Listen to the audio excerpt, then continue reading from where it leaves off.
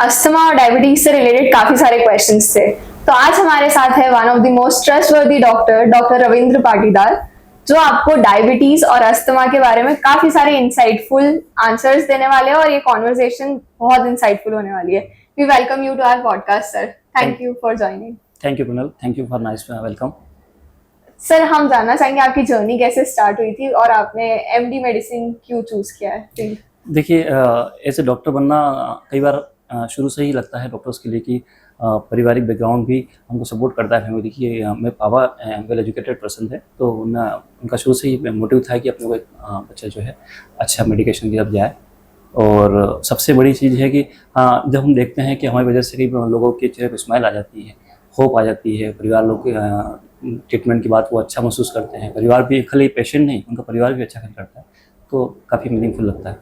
तो इसलिए अस्थमा और डायबिटीज जैसी क्रॉनिक डिसीज ही आपने क्यों सिलेक्ट करी और ये ही आपको क्यों?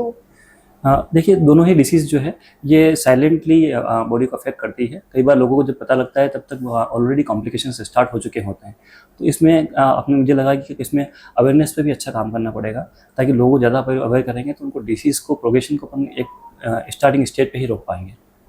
तो ये साइलेंटली डेवलप होती है ये डिसीजेस, तो आपके पास पेशेंट आते होंगे तो वो बहुत इमोशनली टफ होता होगा उनके लिए ये एक्सेप्ट करना कि ये सारी डिसीजेस है। हाँ, देखिए, ये इट्स ट्रू कि जब क्रॉनिक डिसीजेस होती है कई बार जो है इमोशनली चैलेंजिंग होती है। हमको भी कई बार लगता है कि ट्रीटमेंट से भी ज़्यादा पेशेंट की अवेयरनेस पे ज़्यादा काम करना पड़ता है, क्योंकि पेशेंट कई बार ये मानने को भी एग्री नहीं होता है कि मैं डिसीज हूँ या फिर मुझे ये डिसीज़ है। तो वहाँ कई बार अवेयरनेस पे बहुत अच्छा काम करना पड़ता है। तो एक पर्सनल क्वेश्चन, आजकल के ज़माने में डॉक्टर प्रोफेशनल फुलफिलिंग है या स्ट्रेसफुल है? दोनों ये फुलफिलिंग भी है और टफ भी है।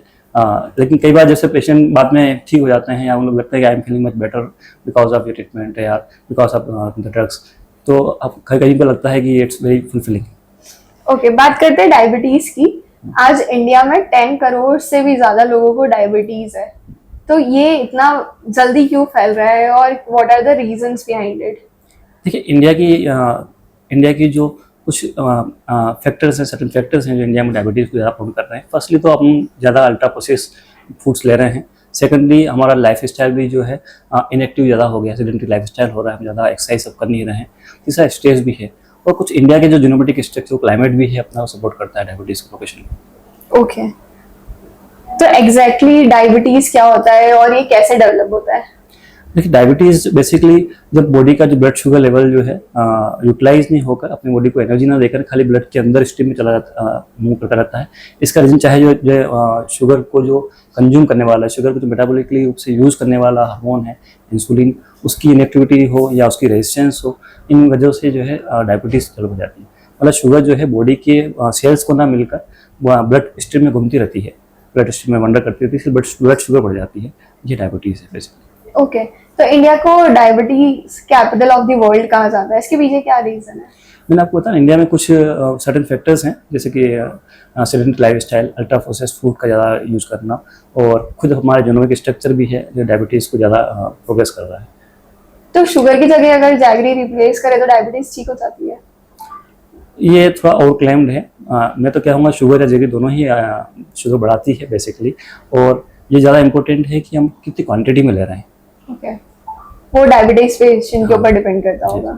ज़्यादा क्वांटिटी चाहे शुगर लें या जगरी, दोनों ही शुगर बढ़ाएगी। तो ऐसे क्या फूड प्रोडक्ट्स है जो शुगर की जगह रिप्लेसमेंट में यूज हो सकता है? सबसे बढ़िया है कि हम शुगर फ्री जो आजकल सप्लीमेंट्स आ रहे हैं वो अपन यूज़ कर सकते हैं। It's completely safe. कई स्टडीज़ में पता लगा है कि ये शुगर फ्री जो ड्रॉप्स आती हैं, पिल्स आती हैं, अगर अपन शुगर मिठास खाना पसंद करते हैं तो इट्स वेरी सेफ। और काफ़ी स्टडीज़ में इनको सेफ डिक्लेयर किया गया है। तो सर, ईटिंग हैबिट्स का डायबिटिक पेशेंट की लाइफ में कितना बड़ा रोल है? ईटिंग हैबिट्स डायबिटिक पेशेंट के लिए बहुत ज़्यादा एक प्रॉपर और सही तरीके से लेकर डाइट शुगर को कम भी कर सकती है और शुगर को एक्सेसिवली बढ़ा भी सकती है। ओके, और ऐसी क्या कॉमन गलती है जो लोग करते हैं?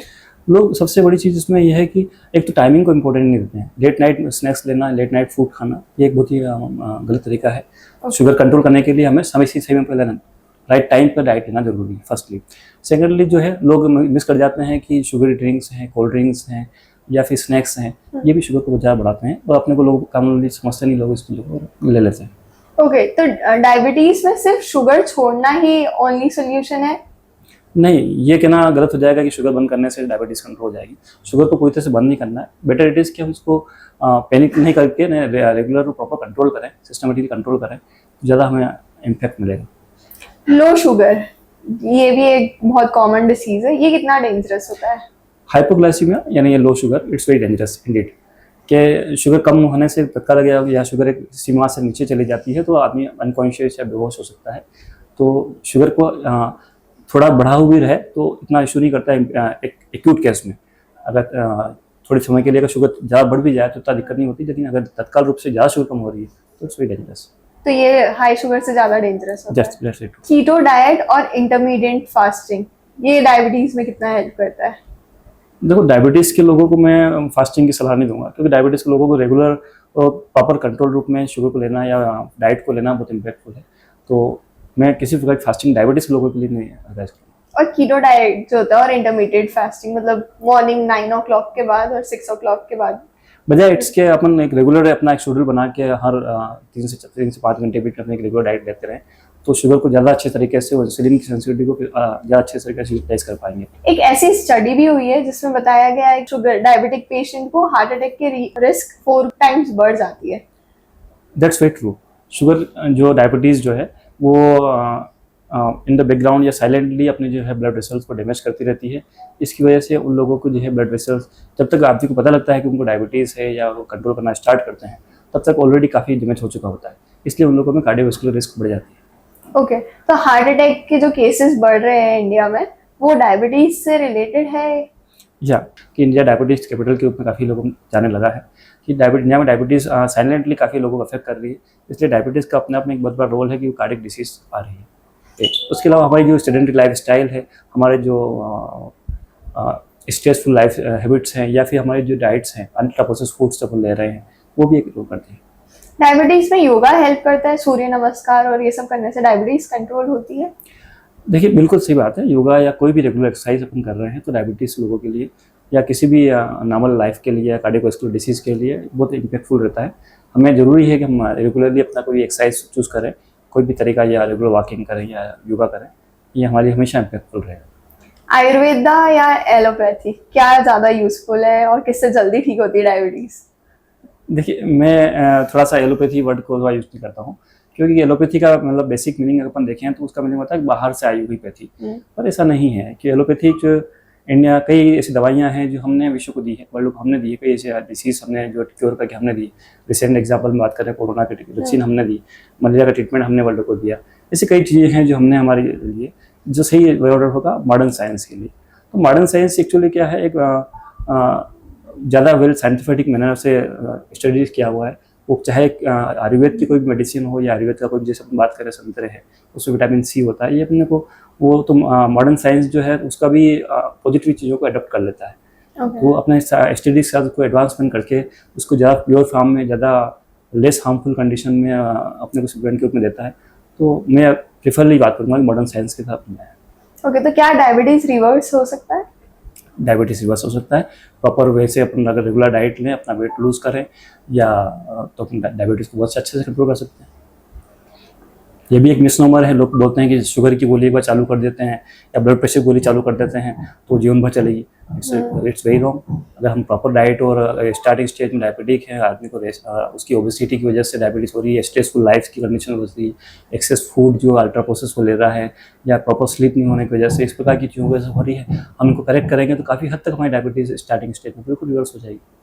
ओके, ऐसा भी स्टडी में कहा गया है कि फीमेल्स को ज़्यादा जल्दी डायबिटीज होती है एज कम्पेयर टू मेल, तो ये सही है? हाँ, तो ह्यूमन में हार्मोनल चेंजेस होते हैं, पीसीओडी होती है या स्ट्रेसफुल एनवायरनमेंट में काम का ज़्यादा रहता है, तो इस वजह से डायबिटीज़ की प्रोन थोड़ा सा इन्फ्लुएंस ज़्यादा रहता है। ओके, अगर डायबिटीज हो जाए तो क्या ऐसी 3 हैबिट्स है जो एक इंसान को अपनानी चाहिए?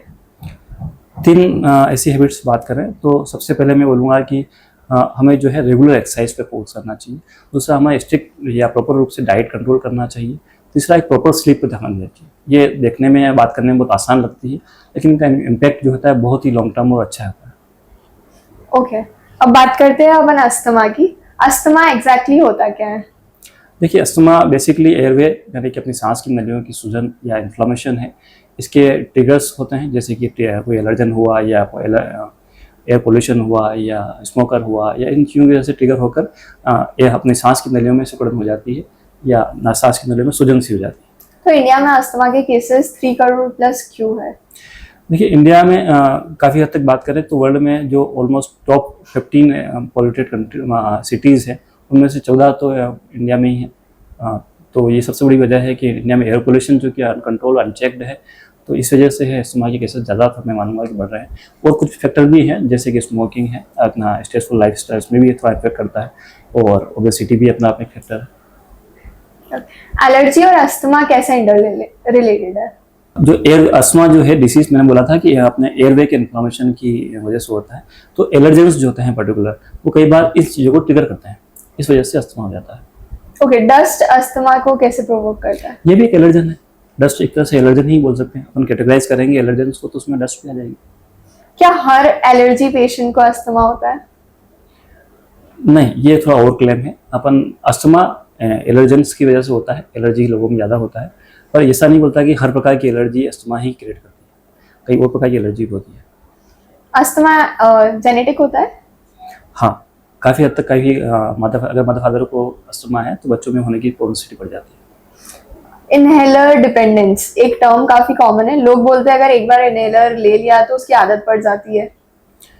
नहीं, मैं इसको थोड़ा कॉन्ट्राडिक्ट करूँगा। मैं कहूँगा कि ऐसा बिल्कुल भी नहीं है कि एक बार इनहेलर ले लिया तो आपको उसकी आदत पड़ जाएगी, बल्कि अस्थमा के लिए सबसे सेफ और सबसे अच्छी दवाई है वो इनहेलर है। देखिए, उसी बात मैंने आपको बोला, स्टार्टिंग में तो बात भी हुई कि अस्थमा एक्चुअली एक एक्यूट डिसीज़ है, न कि क्रोनिक। डायबिटीज़ की तुलना में ये डायबिटीज़ एक लगातार डिसीज़ होनी, जबकि ये खाली एक एलर्जन के एक्सपोजर पर होने वाली बीमारी है। तो अस्थमा में आपको ज़रूरी नहीं है कि आपको हमेशा दवाई लेनी पड़े। अस्थमा आपको ट्रीटमेंट उसी समय लेना पड़ेगा जब आपको तकलीफ हो रही है। अगर आपको सिम्टम्स नहीं है तो आपको बीच बीच में आपको फिजिशियन बोलेंगे भी सही कि आपको ट्रीटमेंट लेने की आवश्यकता है। अच्छा, और अस्थमा में एक्सरसाइज और जिम करना सेफ होता है? हाँ, प्रॉपर अगर प्रॉपर मॉनिटरिंग में अगर एक्सरसाइज करते हैं तो ये अपने लंग्स की कैपेसिटी को बढ़ाता है और हमको बिल्कुल बेनिफिट मिलेगा इसका। स्ट्रेस और एंजाइटी अस्थमा को ट्रिगर करते हैं? हाँ, स्ट्रेस भी इन्फ्लामेशन को बढ़ाता है और इसकी वजह से जो है हमारी अस्थमा को ट्रिगर करेंगे। वेदर चेंजेस में अस्थमा कितना कॉमन है? देखिए, वेदर की बात करें तो इंडिया के जो वेदर जो चेंजेस पर्टिकुलर होते हैं, जैसे कि जब हम समर से विंटर में जाते हैं या विंटर से समर की तरफ जाते हैं, तो वेदर के जो चेंजेस होते हैं अस्थमा के लोगों के लिए थोड़ा सा डिफिकल्ट होते हैं। एक दूसरा विंटर सीजन जो है पर्टिकुलर, सर्दी की जो सीजन होते हैं उनकी खासकर नाइट वगैरह, उस समय में अस्थमा, चूँकि वो अपने आप में भी है सांस की नलियों को थोड़ा सिकुड़न करती है ठंड की वजह से, तापमान की वजह से, तो उसकी वजह से अस्थमा के लोगों में कई बार सांस की तकलीफ ट्रिगर हो जाती है। क्या अस्थमा एक डेडली डिसीज है? अगर पोअरली कंट्रोल हो तो बिल्कुल डेफिनेटली ये कॉम्प्लिकेशंस क्रिएट करती है और हमें इसी वजह से काफ़ी डेथ मिलती है। तो वो लंग रिप्लेसमेंट जो होता है वो अस्थमा की वजह से होता है, उसका फर्स्ट स्टेज अस्थमा होता है, या वो कम्प्लीटली डिफरेंट डिसीज है? नहीं, अस्थमा की केसेस में लंग रिप्लेसमेंट कोई इंडिकेशन नहीं है, ठीक है। लंग रिप्लेसमेंट बहुत लिमिटेड डिसीज में किया जाता है, वो टर्मिनल स्टेजेस में किया जाता है, खासकर सिस्टिक फाइब्रोसिस या लंग कैंसर है या फिर सीओपीडी की जो लास्ट स्टेजेस उनमें किया जाता है। अस्थमा में कोई इंडिकेशन इसका नहीं मिलता है। ओके, अस्थमा अटैक क्या होता है? कोई भी एलर्जन या कोई भी एयर पोल्यूशन या कोई डस्ट या कोई पर्टिकुलर जिस आदमी पेशेंट उसके लिए सेंसिटिव है, उसके एक्सपोजर पे जाने पे पेशेंट को अचानक से तेज खांसी चलने लग जाना, लगातार परसिस्टेंट खांसी होने लग जाना, सांस की तकलीफ होने लग जाना, अनकंफर्ट लग जाना, ऑक्सीजन की कमी महसूस होने लग जाना, चेस्ट में टाइटनेस फील होने लग जाना, ये अस्थमा अटैक्स है। और किसी को ये हो रहा हो अपने आसपास तो लोग कैसे हेल्प कर सकते हैं? सबसे पहले उसको एक काम करें, आप उसको शांत करें कि आप रिलैक्स हो जाइए, हम लोग आपकी हेल्प के लिए हैं।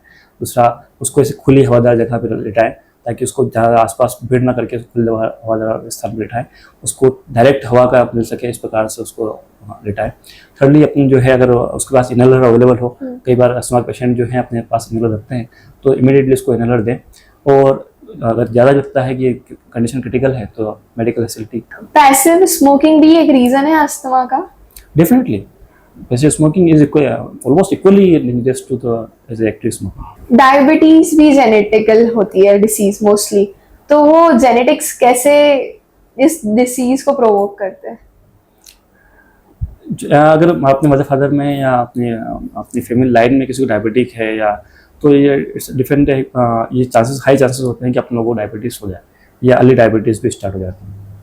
ओके, डायबिटीज सिर्फ जेनेटिकल होती है या ऐसे भी नॉर्मली स्टार्ट होती नहीं, पूरी तरह से जेनेटिकल कहना ज़्यादा हो जाएगा, गलत हो जाएगा और क्लेम हो जाएगा। ज़्यादा सही है कि जेनेटिकल भी अपना फैक्टर है, लेकिन मॉडर्न लाइफ स्टाइल हैं, सेडेंटरी लाइफ स्टाइल्स हैं, या अपना फूड की जो हैबिट्स हैं, या अपनी जो खासकर जो पेट के अराउंड ओबेसिटी बोलते हैं, जिसको हम एब्डोमिनल ओबेसिटीज बोलते हैं, जो पेट के अराउंड ओबेसिटी, वो भी एक फैक्टर है। अगर कई लोग जो उनके मदर फादर में डायबिटिक है लेकिन वो अगर अच्छा प्रॉपर कंट्रोल कर रहे हैं, तो हो सकता है उनको जो डायबिटीज़ 30 to 35 की या फिर 40 की एज में होना चाहिए, तो वो 60-65 तक भी खी सकते। है? ओके, अगर मदर फादर को डायबिटीज है तो बच्चे में आएगा डायबिटीज या नहीं हो? It is not compulsory. मैं आपको बताया कि अगर हो सकता है कि वो अगर वो उसको प्रॉपर केयर करता है, वो अपने आप को समझ के कि मैं चूँकि जेनेटिकली एक्सपोज हूँ तो चांसेस है मुझे डायबिटीज़ होने के, तो अगर वो अच्छी डाइट लेता है, अपने एब्डोमेनल गर्थ को या एब्डोमेनल पेट के अराउंड मोटापा जो है उसको कंट्रोल रखता है, फूड और डाइट पर कंट्रोल रखता है, रेगुलर एक्सरसाइज रेगुलर वॉकिंग करता है, तो चांसेस बहुत हाई है कि वो डायबिटीज़ या तो बिल्कुल नहीं आएगी, या आएगी तो बहुत लेट आएगी, जो कि इनिशियल स्टेज में आने वाली थी। मतलब ऑलमोस्ट जो 40 to 45 की एज में आ रही थी, हो सकता है वो 60-65 की एज तक भी नहीं आए। ओके, क्या डायबिटीज और अस्थमा इंटर रिलेटेड है?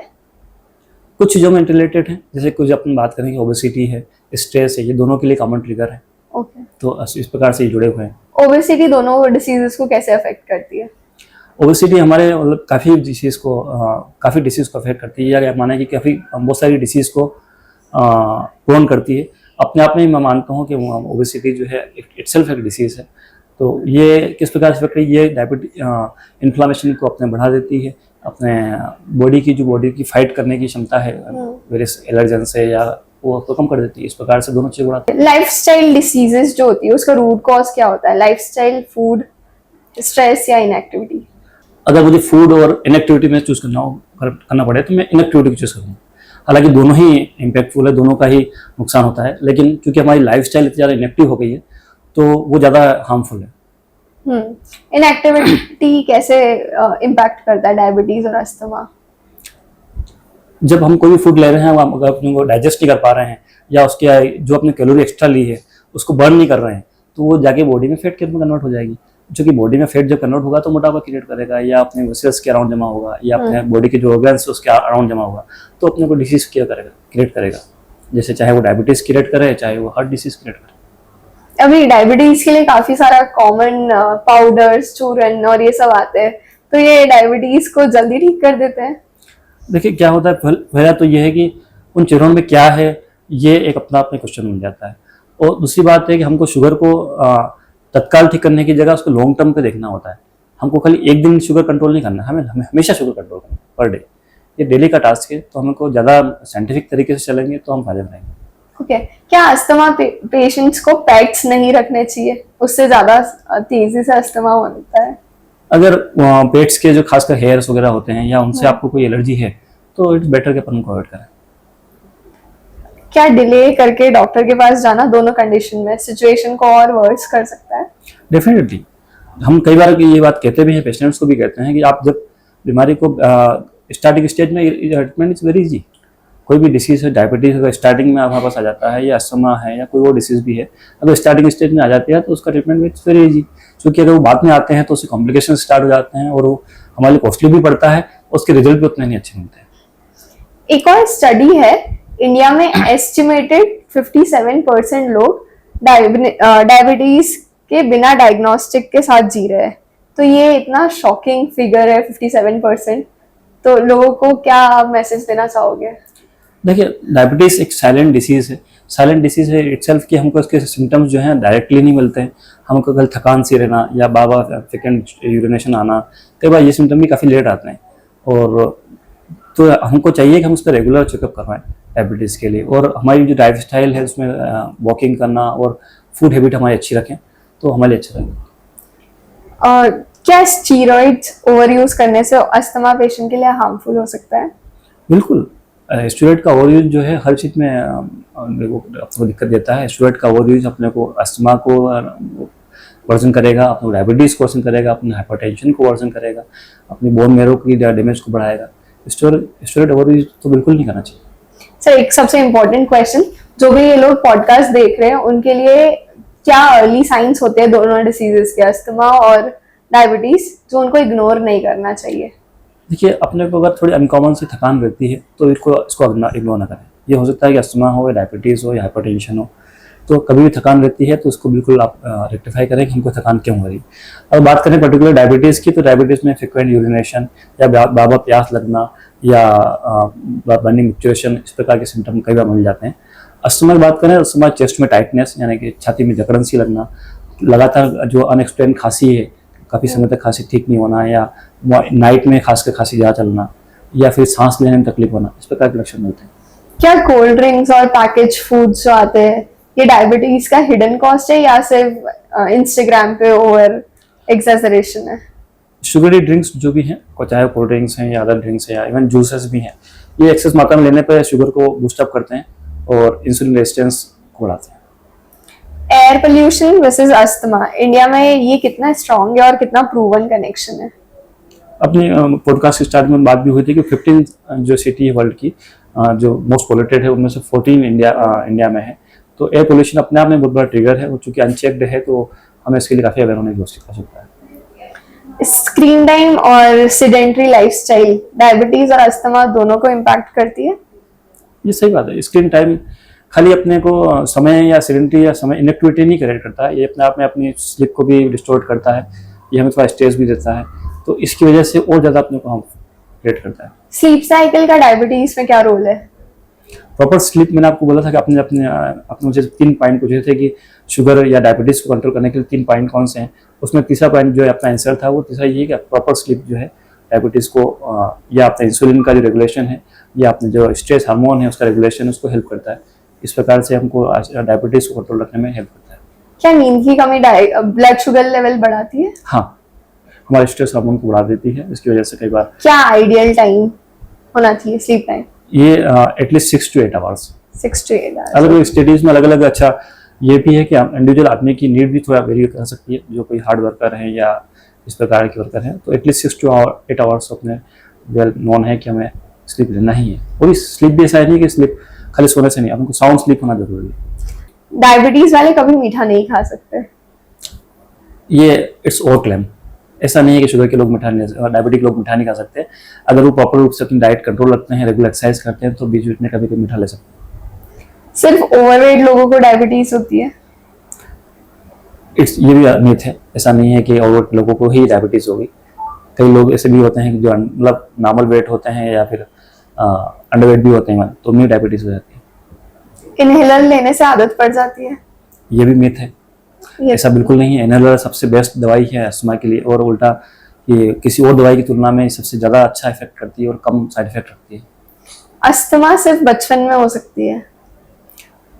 अस्थमा बचपन में होना गलत हो जाएगा, क्योंकि कई बार अस्थमा हमें को लेट ऑनसेट अस्थमा भी एक डिसीज होती है अपने आप में। और कोई और जैसे अपनी बात भी होती है कि ओबेसिटी भी एक फैक्टर है, या प्रेगनेंसी के बाद भी लोगों को कई बार अस्थमा क्रिएट हो जाता है, या पोल्यूशन से, अपने एयर पोल्यूशन या सिटीज के चेंज होने में इन्वायरमेंट फैक्टर का इफेक्ट रहता है। तो अस्थमा जरूरी नहीं बचपन में हो, उससे तो बात भी हो। ठीक है, अब रैपिड फायर के और चलते हैं अपन, जिसमें आपको 1 वर्ड या 1 सेंटेंस में उसका आंसर देना है। शुगर या जैगरी, डायबिटीज पेशेंट के लिए क्या बेटर ऑप्शन है? I will say better control rather than sugar or jaggery. Walk और gym? Whichever you do it more consistently. Okay, inhaler safe है या addictive? It's safe. Stress diabetes और asthma दोनों का बिगेस्ट ट्रिगर है, yes और no? Yes. Ayurveda या allopathy, आपकी personal preference? I will say that modern science it is better and prefers. Morning walk या night walk? Whichever you can do more consistently. मगर आप दोनों में से जो भी आप रेगुलर कर पाए वो ज़्यादा अच्छा रहेगा। हो सकता है कि अगर आप दोनों ही कर सकते हो तो आप बेटर इट इज कि आप मॉर्निंग वॉक की तरफ जाएं। डायबिटीज में चीट मील चलती है? अगर अपनी शुगर अच्छी कंट्रोल चल रही है तो बेटर ले सकते हैं। मोबाइल लाइफस्टाइल डायरेक्टली हार्मफुल है, यस और नो? हाँ, इट्स हार्मफुल है। ये अपना को इनएक्टिव भी कर रहा है, और हमको अपने आप को स्क्रीन टाइम की वजह से हार्मोनल चेंजेस भी कर रहे हैं। अस्थमा में एक्सरसाइज करनी चाहिए या नहीं करनी चाहिए? अंडर गुड कंट्रोल अपन कर सकते हैं एक्सरसाइज। एक ऐसा सुपर फूड जो दोनों के लिए बहुत इफेक्टिव है? Green salad and vegetables. Vegetables, okay. Okay sir, thank you so much. आज की कॉन्वर्सेशन काफी ज्यादा इंसाइटफुल थी, आपसे बात करके काफी अच्छा लगा। Thank you for joining us. Thank you, same here. एक लास्ट फाइनल मैसेज जो आप हमारे व्यूअर्स को देना चाहेंगे। मैं यही कहूँगा कि हम मॉडर्न लाइफस्टाइल में अपनी हेल्थ को बिल्कुल भी नेग्लेक्ट नहीं करें। हम अपने हेल्थ पे भी अपना समय थोड़ा इन्वेस्ट करें। समय हेल्थ हो के लिए अपना जितना आप हेल्थ को इन्वेस्ट करेंगे उतना आपको अच्छा फ्रूटफुल मिलेगा। अगर आप अपना अच्छा रेगुलर चेकअप करते हैं, रेगुलर ट्रीटमेंट लेते हैं, रेगुलर अपना एक्सरसाइज करते हैं, रेगुलर फूड्स पे ध्यान देते हैं, तो हमको एनर्जी भी फील होगी, हम ज़्यादा मीनिंगफुल काम कर पाएंगे और ज़्यादा लंबे समय तक कर पाएंगे। Okay, thank you so much sir. आज की जो कॉन्वर्सेशन थी वो सिर्फ एक इन्फॉर्मेशन नहीं था, बल्कि आपके लिए एक वेकअप कॉल था उन करोड़ ऑफ अस्थमा और डायबिटीज पेशेंट के लिए। वेदर इट इज डाइट और मेकिंग योर बॉडी मूव, जो आपको पसंद आ रहा है वैसा करिए, योगा करिए, वॉक करिए, जिमिंग करिए, what ever you love, but make your body move. और फूड और स्लीप का प्रॉपर ध्यान रखिए, बिकॉज स्ट्रेस और एंजाइटी, जो हमने बहुत सारे पॉडकास्ट में सुना है, हमारे स्ट्रेस और एंजाइटी काफी कॉमन रीजन है सारी डिसीजेस का। स्टे हेल्दी, स्टे सेफ, क्योंकि आपकी हेल्थ ही आपकी फर्स्ट प्रायोरिटी है।